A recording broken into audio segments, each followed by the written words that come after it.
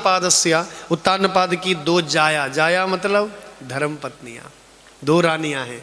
एक का नाम है सुनीति, दूसरी का नाम है सुरुचि। सुनीति मतलब सुंदर सुंदर नीतियों वाली, जैसी नीतियां मेरी माताओं की हैं, कैलाश नगर की बहनें, भक्तिमयी, प्रेममयी, वात्सल्यमयी, तो वह है सुनीति। और दूसरी है सुरुचि। सुरुचि मतलब सुंदर सुंदर इच्छाओं वाली, जो पतिदेव को कहती है, ए जी चाय पीऊंगी 5 स्टार होटल में बैठ के, ए जी गाड़ी, मुझे जो छोटी सी गाड़ी है ना वो पसंद नहीं आती, मुझे तो करोड़ों की लग्जरी लंबी सी गाड़ी चाहिए। ए जी साधारण दुकान से मुझे शॉपिंग करना पसंद नहीं है, मुझे तो वहाँ जो सबसे बड़ा मॉल है दिल्ली राजधानी का, वहाँ से मुझे पसंद है शॉपिंग करना। बोलो हर हर गंगे। बुरा मत मानना, मुझे मत बताओ, किसी को मत बताओ, अपनी अंतरात्मा से पूछो, सुनीति हो या सुरुचि। सुरुचि मतलब सुंदर इच्छाओं वाली, और सुनीति मतलब भक्तिमयी, प्रेममयी, जो बहुत साधारण है, बहुत साधारण रहती है, लेकिन विचार जिनके बहुत ऊंचे हैं, वो सुनीति है। देखो ये दो रानियां कौन हैं? भागवत में तो नाम आया सुनीति और सुरुचि, लेकिन रामायण में भी गोस्वामी तुलसीदास जी ने इन दोनों रानियों की बात कही है, दोनों रानियों के बारे में बताया। सुमति कुमति सबके उर रही, सुमति कुमति सबके सब बोलो, सुमति कुमति सबके उर रही, सुमति कुमति सबके उर रही, नाथ पुराण निगम अस कही, नाथ पुराण निगम अस कही, नाथ पुराण निगम अस कही, नाथ पुराण निगम अस कही, सुमति कुमति सबके उर रही, बजाइए तालियां, सुमति कुमति सबके उर रही,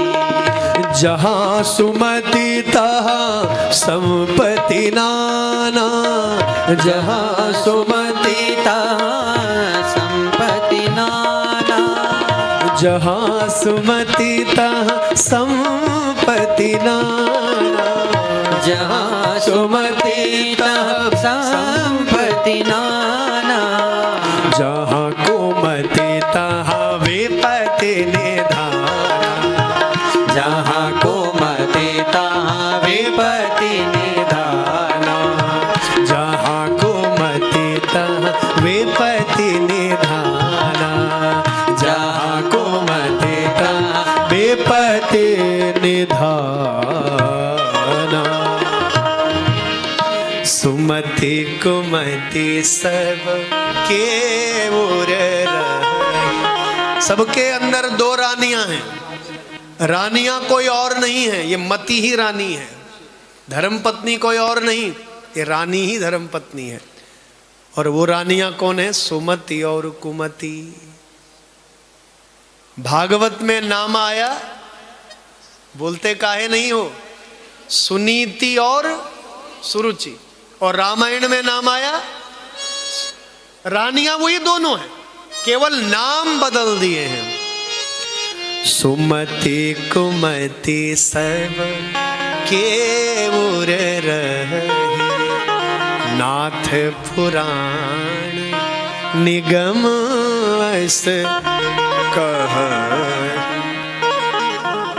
जहाँ सुमति तहाँ संपत्ति नाना, जहाँ कुमति तहाँ विपत्ति निधान।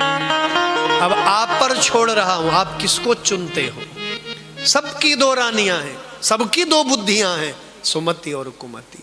बुरा मत मानिए, इस कलिकाल में बहुत कम लोग ऐसे हैं जो सुमति की सुनने वाले हैं, आप जैसे धर्म प्रिय, आप जैसी तो भक्तिमयी माताएं हैं, आप ही केवल सुमति की सुनने वाले हैं। लेकिन इस मंडप के बाहर निकलिए, हाँ, कितने लोग हैं सुमति को मानने वाले, कितने लोग हैं सुनीति की सुनने वाले। जो हम लोग करते हैं कलयुग के लोग, वही उस उत्तानपाद ने भी किया। इसीलिए तो भागवत में कहा, सुरुचि प्रेयसी पत्युर, पत्युर मतलब पत्नी, सुरुचि प्रेयसी पत्युर नेतरायत सुतो ध्रुवा। प्रेयसी कौन है? अरे बोलते काहे नहीं हो? सुरुचि, सुरुचि प्रेयसी पत्युर। प्रेयसी सुनीति नहीं है, सुमति नहीं है। प्रेयसी कौन है? सुरुचि, सुरुचि प्रेयसी पत्युर। प्रेयसी सुरुचि है। बेचारी सुनीति को घर से निकाल दिया। हाँ, राजमहल क्या है? राजमहल से निकाल दिया ना बाहर। राजमहल क्या है? राजमहल हमारा तुम्हारा ये शरीर है। कितना सुंदर राजमहल है, देखो जरा, कभी ध्यान से देखना, कितना सुंदर राजमहल है। इस राजमहल से उत्तानपाद ने उस सुनीति को, उस सुमति को निकाल दिया और राजमहल के बगल में ही एक घास की झोपड़ी बना दी। और बंधुओं, माता सुनीति के गर्भ से एक अद्भुत बालक का जन्म हुआ और उस बालक का नाम है भक्तराज ध्रुव। बोलो ध्रुव जी महाराज की। अब बहनों, आप पर छोड़ रहा हूं, हाँ, यदि सुनीति बन जाओगी, सुमति सुबुद्धि बन जाओगी, तो पुत्र कौन होगा? ध्रुव जैसा महान होगा, ध्रुव जैसा पुत्र होगा। छोटा सा ध्रुव,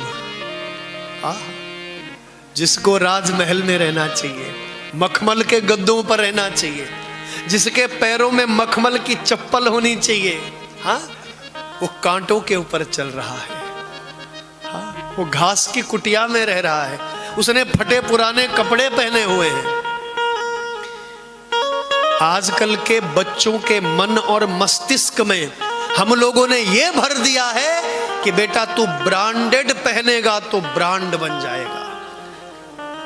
यही तो सिखाया हमने, हमारे विद्यालयों ने, हमारी शिक्षा ने यही तो सिखाया। तेरा सूट बूट अच्छा होगा, ब्रांडेड पहनेगा तो तू भी एक दिन ब्रांड बन जाएगा। दोनों हाथ जोड़ के कह रहा हूं, ध्रुव की कथा कह रही है कि लाखों लाखों के कपड़े पहनने से, ब्रांडेड पहनने से हम ब्रांड नहीं बनेंगे। जो ब्रांड बनना चाहते हो तो भैया एक प्रश्न पूछता हूं आपसे, स्वामी विवेकानंद ने कौन से ब्रांड का कपड़ा पहना था, बताओ मुझे। हाँ, सुभाष चंद्र बोस, सरदार भगत सिंह, चंद्रशेखर आजाद, महात्मा गांधी कौन से ब्रांड का कपड़ा पहना? बंधुओं, दोनों हाथ जोड़ के कह रहा हूं, ब्रांडेड पहनने से ब्रांड नहीं बनोगे। हाँ? यदि ब्रांड बनना चाहते हो तो विचार ऊंचे होने चाहिए, संस्कार ऊंचे होने चाहिए, कर्म ऊंचे होने चाहिए। मान लीजिए किसी के शरीर पर लाखों के कपड़े हैं, महंगे महंगे कपड़े, और विचार उसके गिरे हुए हैं, संस्कार गिरे हुए हैं, चरित्रहीन है, क्या वो पूजनीय हो सकता है? मान लो अभी कोई व्यक्ति हमारे बीच में आ जाए, सुंदर सुंदर मालाएं पहनकर, हीरे मोती से लद करके और बड़े सुंदर कपड़े, और थोड़ी देर में पता लगे ये तो बड़ा गिरा हुआ है, तो क्या वो पूजनीय हो सकता है? नहीं हो सकता। तो कपड़ों से हम महान नहीं बनते हैं, महान बनते हैं संस्कारों से, विचारों से। तो भागवत की सैकड़ों कथाओं में तुम्हें याद रहे न रहे ये कथाएं, लेकिन ये बात अपने बच्चों को अवश्य सिखाना, बेटा भले ही नमक रोटी खाओ लेकिन विचार ऊंचे हों, संस्कार ऊंचे हों, कर्म ऊंचे हों तुम्हारे। तो बड़ा मंगलमय प्रसंग है। ध्रुव जी महाराज घास की कुटिया में रह रहे हैं। एक दिन पिताजी की गोद में बैठने का प्रयास किया, राजमहल में चले गए, पिता की गोद में बैठने का प्रयास किया। इतने में ये अभागी सुरुचि आ गई, इसने ध्रुव जी को पटक दिया। किसकी आज्ञा से आया तू यहाँ? किसकी आज्ञा से पिता की गोद में बैठना चाहता है। तो ध्रुव जी के नेत्रों से आंसू छलक पड़े, झरझर झरझर झरझर आंसू बहने लगे। पिताजी को कहने लगे, पिताजी क्या मेरी मां आपकी धर्म पत्नी नहीं? क्या मैं तुम्हारा पुत्र नहीं? क्या मेरा आपके प्रेम पर कोई अधिकार नहीं? बंधुओं, प्रत्येक बालक की इच्छा होती है कि मेरे पिता मुझे गोद में खिलाए, मुझे गोद में बिठाए, मुझे प्यार करें। ध्रुव जी के आंसू छलक पड़े, मुझे अपनी गोद में बिठा दीजिए, मुझे प्रेम करिए पिताश्री, मैं पुत्र हूं तुम्हारा। मेरी मां महारानी है इस राज्य की, आपकी पटरानी है मेरी मां। सुरुचि ने निकालने का आदेश दिया, बाहर निकालो इसको। और जैसे बाहर निकालने का आदेश दिया तो बड़ा मंगलमय प्रसंग है। सुरुचि गर्जना करती हुई कहती है,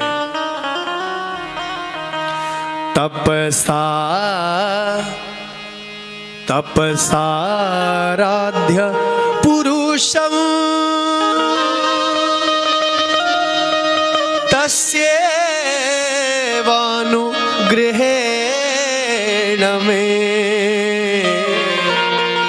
गर्भे त्वं साधयात्मानं यदीच्छसि नृपासनम्। तपसाराध्य पुरुषं तस्यैवानुगृहेण मे गर्भे त्वं साधयात्मानं यदीच्छसि नृपासनम्। यदि पिता की गोद पर राजा के सिंहासन पर बैठना चाहते हो, तपसाराध्य पुरुषम, उस आराध्य महापुरुष का तप करो, जंगल जाओ। जब वो वरदान दे तो वरदान में मांगना, मैं सुरुचि का पुत्र बनो। ध्रुव जी को निकाल दिया। ध्रुव जी दौड़ते दौड़ते गए। बच्चों का स्वभाव, मैया मुझे पिता की गोद में बैठना है, पिता की गोद में बैठना है, मुझे पिता की गोद में बैठना है। माँ समझ गई मेरे पुत्र के साथ बड़ा दुर्व्यवहार हुआ। माता सुनीति ने आंखों के आंसू पोंछ दिए। आ मेरे लाल, आ मेरे ध्रुव, अब तुझे ऐसे पिता की गोद में बैठाऊंगी, ऐसे पिता की गोद में बैठाऊंगी जहां से उतारने वाला कौन है मेरे पिता? बोले सच्चिदानंद नारायण है, वो हम सबके पिता हैं। कहाँ रहते हैं? दूर जंगल में रहते हैं। 4.5 वर्ष की है आज। कितनी? क्या हम अपने बच्चों को जंगल भेज सकते हैं? 4.5 वर्ष के बच्चों को? बोलो नहीं। हम तो कथा में लेकर नहीं आ सकते, मंदिर लेकर नहीं जा सकते, दिया नहीं जला सकते, पूजा नहीं कर सकते। सत्य सनातन धर्म का सबसे बड़ा दुर्भाग्य यही है कि हम अपने बच्चों को आज अपने संस्कार नहीं दे रहे हैं। आज ऐसे ऐसे विद्यालयों में हम बच्चों को पढ़ा रहे हैं जहां बच्चों को ईसाई बनाया जाता है। कड़वा कह रहा हूं पर सत्य है। हाँ? हमारे बच्चों को रामायण के बारे में नहीं पता, गीता के बारे में नहीं पता, रामनवमी कृष्ण जन्माष्टमी क्यों मनाई जाती है हमारे बच्चों को नहीं पता। नवरात्रे क्या है, महाशिवरात्रि क्या है, दशहरा क्या है, हमारे बच्चों को नहीं पता। लेकिन हाँ, क्रिसमस डे के बारे में पूछेंगे तो फटाफट बोलेगा। बोलो हर हर गंगे। मनाया तुमने क्रिसमस डे? अब यहां तो नहीं बोलोगे।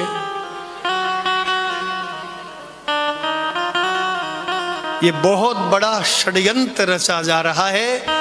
बहुत बड़ी बड़ी मिशनरियां काम कर रही हैं सनातन धर्म को मिटाने के लिए। बंधुओं, हमारी जो ये कमेटी है, श्री सनातन धर्म प्रचार कमेटी, प्रचार समिति, बहुत बहुत बधाई देता हूं। आप लोग निरंतर सत्य सनातन धर्म के लिए कार्य कर रहे हैं।